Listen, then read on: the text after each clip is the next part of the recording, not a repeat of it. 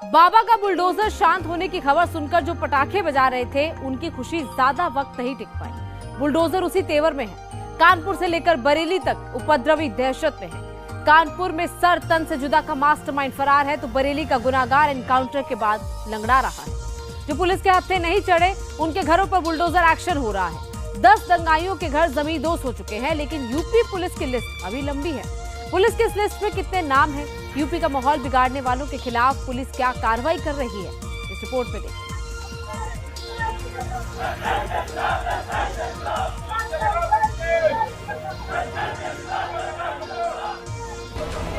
भड़काऊ नारेबाजी का ये वीडियो कानपुर का।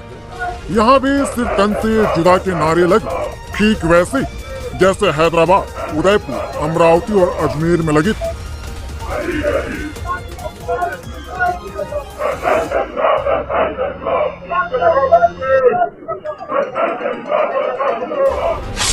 लेकिन नारे लगाने वाले ये भूल गए कि ये अशोक गहलोत का राजस्थान नहीं, केसीआर का तेलंगाना नहीं, बल्कि योगी आदित्यनाथ का यूपी। नारेबाजी के 7 दिन बाद एक्शन हुआ। एक नामजद आरोपी समेत 50 लोगों के खिलाफ एफआईआर दर्ज की गई। अब पुलिस की ये एफआईआर देखी। सबसे ऊपर मुख्य आरोपी के तौर पर आसिफ शाह उर्फ टिट्टू का नाम है। आसिफ के ऊपर ही जुलूस की अगुवाई करने का आरोप है। आसिफ ने ही भीड़ को भड़काऊ नारेबाजी के लिए उकसाया। पुलिस अभी तक आसिफ को तलाश रही है, उसे फरार बता रही है, लेकिन इंडिया टीवी भड़काऊ नारेबाजी के मास्टरमाइंड तक पहुंच गया। अगर नारेबाजी को लेके जो इशू किया गया है, ये नारा किसी मजहब को ठेस पहुंचाने के लिए नहीं किया गया है। ये नारा हमारे इमाम हुसैन अली मकाम की तरफ से यजीद के खिलाफ लगाया गया था। अगर इस नारे को छोटे नादान बच्चों ने नादानी में लगा दिया है, तो इस नारे को लेके कोई बड़ा इशू नहीं करना चाहिए था। आसिफ शाह भड़काऊ बयानबाजी पर सफाई दे रहा है, माफी मांग रहा है, तो प्रशासन को नसीहत भी दे रहा है।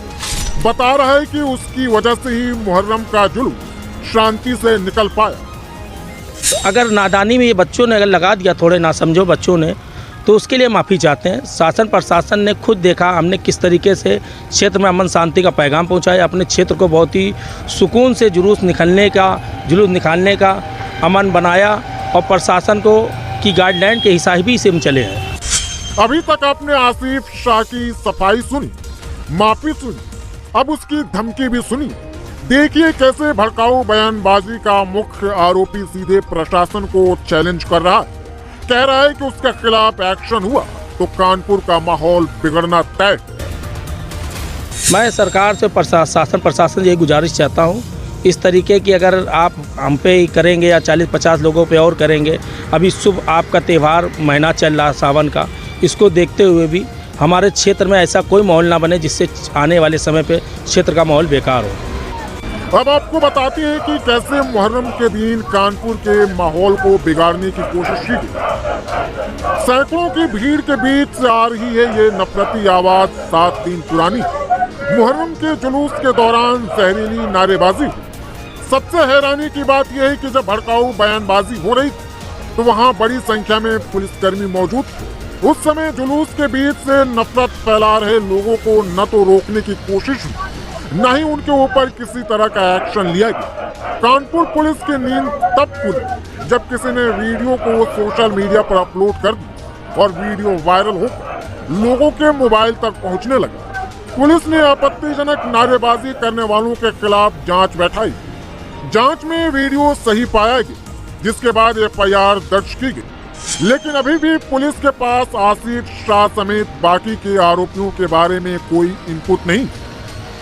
सोशल मीडिया पर के माध्यम से एक वीडियो क्लिप प्राप्त हुआ था, जो 16-17 जुलाई की मध्य रात्रि में निकलने वाली मुहर्रम के जुलूस से संबंधित था। इसमें कुछ व्यक्तियों के द्वारा आपत्तिजनक नारे लगाए जा रहे थे। इस वीडियो क्लिप के प्राप्त हो जाने के बाद इसका परीक्षण किया गया। परीक्षण के उपरांत इसमें भारतीय न्याय संहिता और आईटी एक्ट के सुसंगत धाराओं में जो आयोजक हैं और जो 40-50 अज्ञात व्यक्ति हैं, उनके विरुद्ध अभियोग पंजीकृत किया गया है और इसमें जो विधिक कार्रवाई है पुलिस के द्वारा की जा रही है। मुहर्रम के जुलूस से कैसे कानपुर का सांप्रदायिक सौहार्द बिगड़ सकता था, ये भी समझिए।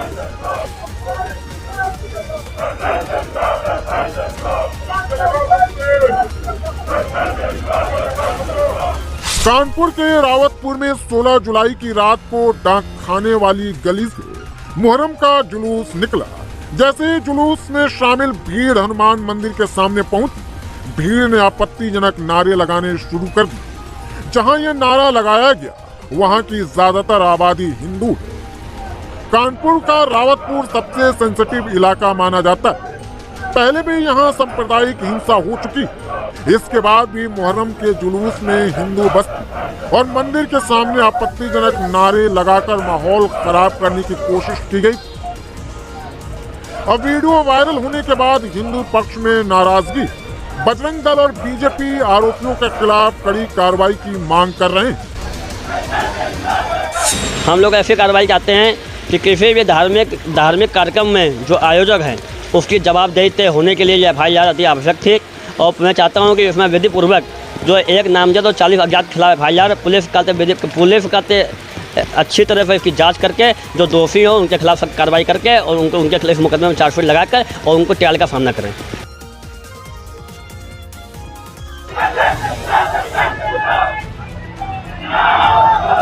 मुहर्रम के दिन कानपुर में माहौल खराब करने की कोशिश हुई तो बरेली में दंगाइयों ने एक शख्स की जान ले ली। अब योगी की पुलिस बरेली के गुनहगारों का हिसाब करने में जुटी है। योगी का बुलडोजर 10 उपद्रवियों के घर पर चला है। 19 जुलाई 2024 को हुए घटनाक्रम में 2 मुकदमे लिखे गए थे सुसंगत धाराओं में। उनमें जो आरोपी थे उनकी जांच प्रशासन द्वारा की गई, जिसमें यह पाया गया कि उनके द्वारा ग्राम समाज की जमीन पर अवैध अतिक्रमण किया गया है। उसी के विरुद्ध आज प्रशासन ने पुलिस की मौजूदगी में आवश्यक कार्रवाई की गई है। ये अभी शुरुआत। पुलिस के लिस्ट में और भी नाम हैं जिनके घरों पर आने वाले दिनों में बुलडोजर एक्शन हो। पुलिस के रडार पर कितने आरोपी, कितने सलाखों के भीतर, आपको बताएंगे। पहले ये जान लीजिए कि बरेली में मुहर्रम के जुलूस में क्या हुआ था। दरअसल गौसगंज में मुहर्रम के जुलूस के दौरान बवाल हो गया। मुस्लिम पक्ष ने परंपरागत रास्ते की जगह एक नए रास्ते से ताजिए का जुलूस निकाला।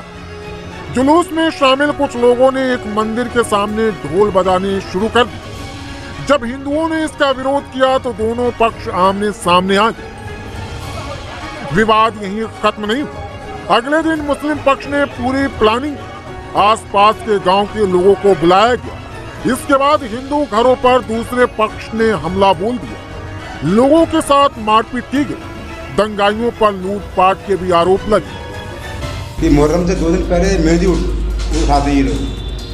मेहंदी जो है मस्जिद के कोने से उठती थी हर साल। इस साल ये लोग नया रास्ता बना रहे थे, जो हमारा रास्ता था दुर्गा स्थान जाने का, वो रास्ता इन लोगों ने बंद कर दिया। हमारे मना करने में ना माने, हमने पुलिस प्रशासन को सूचना की, उन्होंने आकर मना किया। फिर उनसे हमसे ये लोग झगड़ा करने को तैयार हो। इन लोगों ने पूरा मिसकोल बना के बाहर के लोग बुला के और हिंदुओं के घरों पर इन लोगों ने मतलब हमला कर दिया। कुछ लोग इनकी केवाड़ा खुली थी, धक्के मारे घुस गए। इनकी केवाड़ा बंद थी, इनके केवाड़ा तोड़ कर मार रहा है। औरतों से छेड़छाड़ की, औरतों के जेवर लूट ली इन लोगों ने और इज्जत पर भी हाथ डाला। उपद्रवियों ने इस दौरान 24 साल के तेजपाल को पकड़ लिया और उसके साथ जमकर मारपीट किया। गनीमत रही कि वक्त पर पुलिस पहुंच गई और दंगाइयों को खदेड़ दिया। मारपीट में घायल तेजपाल ने मेडिकल कॉलेज में इलाज के दौरान दम तोड़ दिया। तेजपाल का शव जब गांव पहुंचा तो परिजनों ने उसका अंतिम संस्कार करने से मना कर दिया। प्रशासन ने आरोपियों के घर बुलडोजर चलाया, तब जाकर मृतक का परिवार अंतिम संस्कार के लिए तैयार हुआ। हमारे घर में घुसे, हमारा बेटा लेटा हुआ था, उसके घर पर पहुंचे। हमारी बेटी के साथ गलत व्यवहार किया इन लोगों ने। उसकी बीवी को मारा, हमारी बीवी को मारा। हमारी बीवी की जब लोग हाथ डंडा मारते, ईंट मारी तो उसको बेहोश होकर बेचारी। ये हम उठा के ले गए हमारे बेटे को और मस्जिद में ले जाकर रख के इन लोगों ने सरों में ईंटें मारी। इसे मारा छोड़ समझ के और वहाँ डाल के इसे मतलब भागा अला होकर नारे लगा रहे थे। तो साहब हमारे लिए इसका इंसाफ करना चाहिए। मेरी मांग सरकार से ये है कि इन लोगों के लिए फांसी दे दी जाए, जिन लोगों ने मेरे बेटे को बेरहमी से मारा। दंगाइयों ने न बच्चों को छोड़ा न ही महिलाओं को। जो भी मिला उसके साथ मारपीट की गई। मृतक तेजपाल की बहन जब उसे बचाने गई तो उपद्रवियों ने उसकी भी पिटाई। बहन के सामने ही उपद्रवी तेजपाल को पीटते रहे और उसे तब छोड़ा जब उन्हें लगा कि तेजपाल की मौत हो गई। बरेली पुलिस आरोपियों के खिलाफ कार्रवाई कर रही। लेकिन गौसगंज गांव में आज भी दहशत।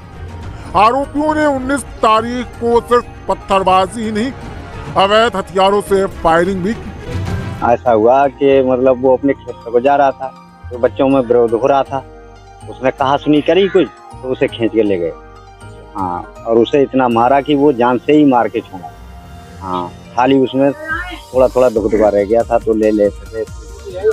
बस यही बात थी। उन लोगों का प्रोग्राम पहले ही से था उनका कि हम इन्हें मारेंगे। हाँ, मारेंगे। विवाद बढ़ा तो पुलिस भी एक्शन में आ गई। मृतक के पिता हीरालाल की तहरीर पर 50 नामजद और 15 अज्ञात आरोपियों के खिलाफ FIR दर्ज की गई। अब तक कुल 35 दंगाई गिरफ्तार किए जा चुके। पुलिस ने रविवार को घटना के मुख्य आरोपी आलमगीर और निजाकत को एनकाउंटर के बाद गिरफ्तार किया। आलमगीर के पैर में गोली लगी। पुलिस की तरफ से भी एक FIR दर्ज की गई, जिसमें 80 लोगों को आरोपी बनाया गया। पुलिस अब दंगाइयों के खिलाफ NSA के तहत कार्रवाई करने की तैयारी में। 19 जुलाई 2024 को थाना शाही में गौसगंज स्थित जो ग्राम है, यहाँ पे एक घटनाक्रम हुआ, जिसमें एक युवक जो है वो गंभीर रूप से घायल हो गया था। उस युवक की दौरान इलाज उसकी मृत्यु हो गई है।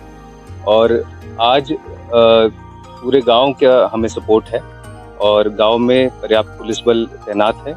और इसी के साथ साथ इस पूरे प्रकरण में 2 मुकदमे लिखे गए हैं। इन 2 मुकदमों में लगभग 35 लोगों को गिरफ्तार किया गया है। उनमें से 2 लोगों को एक मुठभेड़ में गिरफ्तार किया गया है जो पुलिस के साथ हुई थी उनकी, और उसमें से एक व्यक्ति की गोली भी लगी थी। और अभी पूरे गांव में अभी शांति है और सभी को यह भी बताया गया है कि कोई भी किसी भी तरीके की अफवाह में कोई विश्वास न करे, और कोई भी ऐसी चीज आती है तो आप हमें बताएं। दंगाइयों के खिलाफ पुलिस चौतरफा एक्शन कर रही, आरोपियों की तलाश में दबिश पड़ रही, एनकाउंटर हो रहा है और जो फरार हैं उनके घरों पर बुलडोजर एक्शन हो रहा है। प्रशासन ने धर्मस्थल समेत 16 ऐसे निर्माणों की पहचान की है जो अवैध और सरकारी जमीन पर बनाए गए।